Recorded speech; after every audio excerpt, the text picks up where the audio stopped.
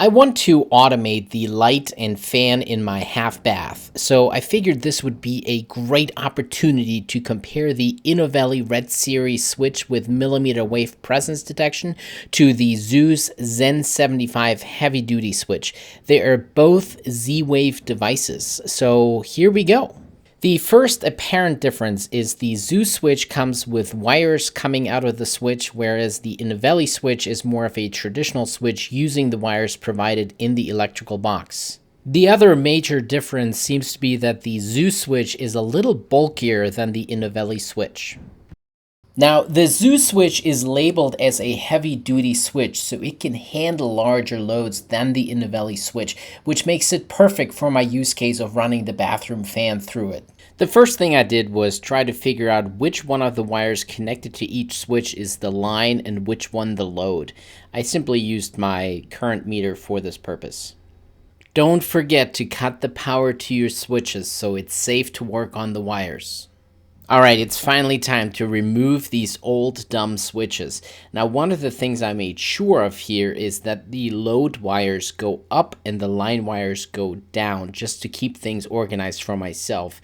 I could have labeled the wires, and Zooz actually provides stickers in the box for this purpose, but this worked just fine for me.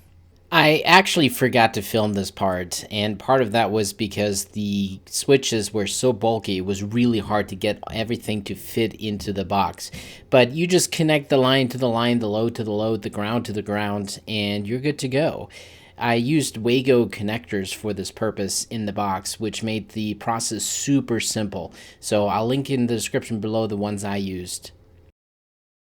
Alright, let's see what it takes to pair these devices with my Home Assistant. So I'm turning Home Assistant into pairing mode and then clicking the config button on the Inovelli switch 3 times to put the device itself into pairing mode. Once that is done and Home Assistant has discovered the device, it's only a matter of entering the PIN number, which is provided on the box itself as well as on the device. From my previous experience with these Inovelli switches, I knew there were 2 settings that I wanted to enable right out of the gate. And there are a lot of settings to choose from with this switch. The first one is the light on presence behavior. So I'm going to enable that so I can change the way the light works. As it stands right now, the light turns on every time I walk into the bathroom. The other setting I wanted to change was the room size. It's a smaller room, so I wanted to configure the switch to be less sensitive, so we're going to enable room size as well. It takes about 30 seconds for Home Assistant to reload the configuration, but now that it is, I can change the light on presence behavior. I really like this setting, auto off when vacant. Light turns off when it becomes vacant and never automatically turns on. I also wanted to change the room size. I'm just going to change it to small right now and see how that goes. I may play around with that at a later time to play with the sensitivity of the switch. Now let's see what it takes to get the Zooz switch to pair. So I'm going to set Home Assistant into pairing mode, and then I'm going to click the up paddle 3 times on the Zooz switch. What I actually found was the Zooz switch paired a little quicker than the Inovelli switch, but that may have just been me walking to and from the bathroom and not noticing really the difference.